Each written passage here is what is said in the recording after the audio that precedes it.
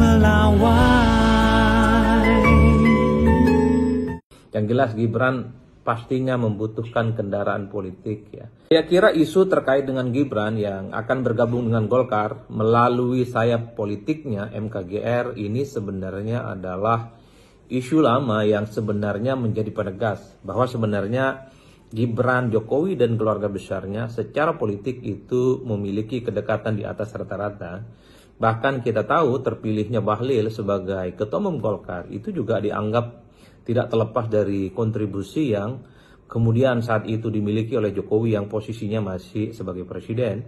Bahkan juga publik melihat ketua umum Golkar saat ini, Bahlil Lahadalia, adalah sosok yang sering juga disebut sebagai Jokowisman.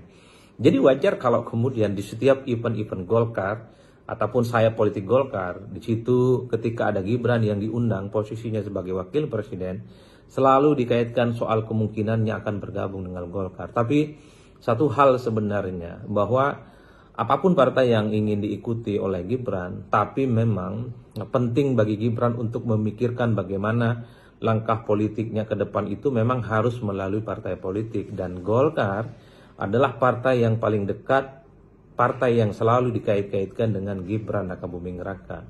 Apa faedah politiknya bagi Gibran jika bergabung dengan Golkar? Satu, tentu Gibran itu butuh backup politik dari serangan-serangan yang saya kira seringkali muncul ke Gibran ya. Harus diakui proses Gibran maju sebagai wakil presiden sampai hari ini kan selalu memancing polemik ya, terutama terkait dengan putusan MK nomor 90 di mana usia calon presiden dan wakil presiden saat itu yang cukup polemik yang dinilai memudahkan memang bagi Gibran untuk maju sebagai wakil presiden. Jadi praktis sejak saat itulah kemudian kritik kepada Gibran itu tanpa henti. Serangan-serangan sporadis, serangan-serangan agresif, serangan-serangan yang cukup ofensif kepada Golkar itu tanpa henti sampai hari ini. Jadi dalam konteks itulah sepertinya penting bagi Gibran butuh partai, apalagi Golkar sebagai runner-up di Pileg di 2024 menjadi instrumen yang kemudian akan pasang badan jika serangan-serangan itu terus berlanjut tanpa henti. Tapi yang kedua secara signifikan adalah tentu kalau Gibran ingin berpikir maju kembali di 2029 entah sebagai calon presiden atau sebagai calon presiden tentu membutuhkan partai politik.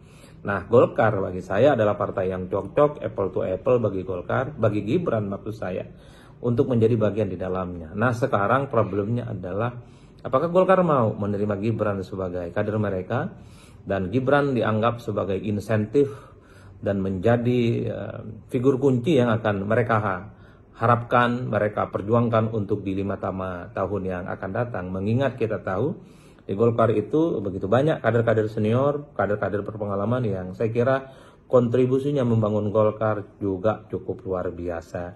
Jadi sekalipun misalnya Gibran bergabung dengan Golkar, belum tentu ada jaminan bahwa Golkar itu misalnya akan memberikan karpet kuning, memberikan dukungan politik dan akan mengusung Gibran untuk maju sebagai presiden ataupun calon wakil presiden di 5 tahun yang akan datang. Tapi yang jelas Gibran pastinya membutuhkan kendaraan politik ya. Baik jangka pendek sebagai backup politik ataupun jangka panjang sebagai kendaraan untuk memantapkan langkah politiknya ke jenjang-jenjang politik lanjutan. Saya kira di situ.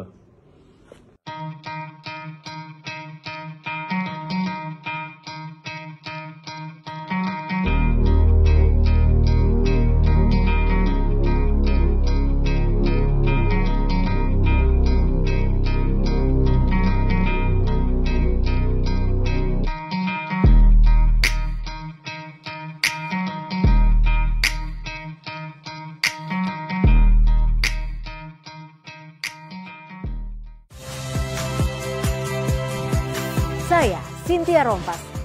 Saksikan program-program Kompas TV melalui siaran digital, pay TV, dan media streaming lainnya. Kompas TV, independen, terpercaya.